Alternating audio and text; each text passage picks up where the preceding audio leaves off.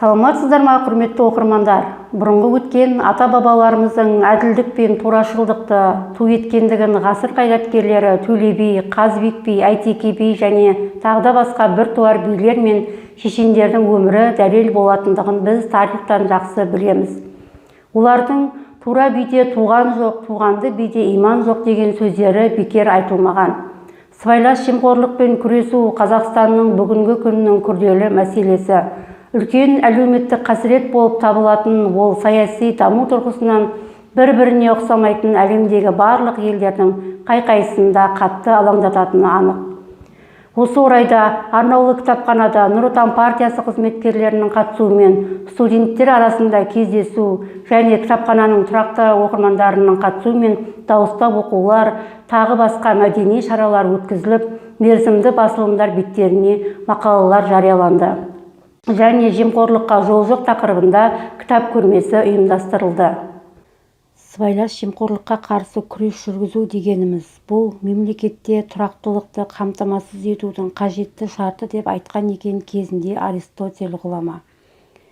Кез келген мемлекеттік құрылыстағы басты нәрсе бұл заңдар, өзге де күн тәртібінің жәрдемімен істі лауазым иелері баю жолына түсіп кетпейтіндей етіп ұйымдастыру. Жалпы жұртқа ортақ пайда келуін ойластыратын мемлекеттік құрылыстар ғана әділ, дұрыс болмақ деген екен ежелгі ойшыл ғалым. Қазақстан Республикасының сыбайлас жемқорлыққа қарсы күресу туралы заңның басты мақсаты азаматтардың құқықтары мен бостандықтарын қорғау.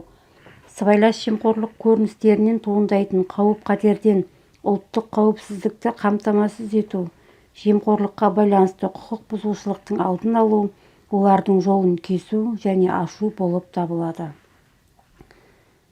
Әлемнің көптеген елдері секілді біздің мемлекетіміз де сыбайлас жемқорлықтың алдын алып, оның тамырына балта шабуға бағытталған мақсатты жұмыстар жүргізіп келеді.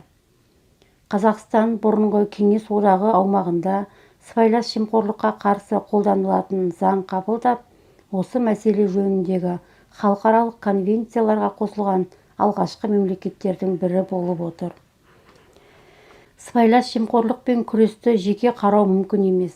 Сыбайлас жемқорлық қылмыстары әлеуметтік тұрғыдан пайда болғандықтан, оны болдырмау мен алдын алуды барлық мемлекеттік мекемелер қамтамасыз ету қажет.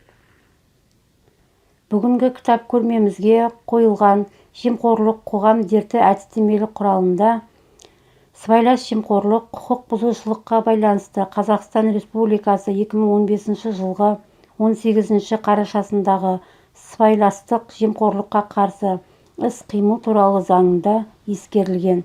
Сонымен қатар басқа да заңда бекітілген сыбайлас жемқорлық немесе сыбайлас жемқорлыққа жағдай жасайтын әкімшілік және қылмыстық жауапкершілікті еліктіретін іс-әрекетке байланысты тәртіптер айтылған. Сонымен қатар Шакизада Құптаяқовтың «Қазаннан қақпақ кетсе» деген кітабы қойылды. Онда сыбайлас жемқорлықпен күрес туралы ой толғамдары айтылған. Бұл орайда қоғамға жат осы зиянды құбылыстың қалай алдын алуға болады деген сауал әркімді де ойландырары анық. Қорыта айтқанда, мемлекеттік қызметкердің атына кір келтіретін әрекеттерден әркімнің де аулақ болғаны жөн.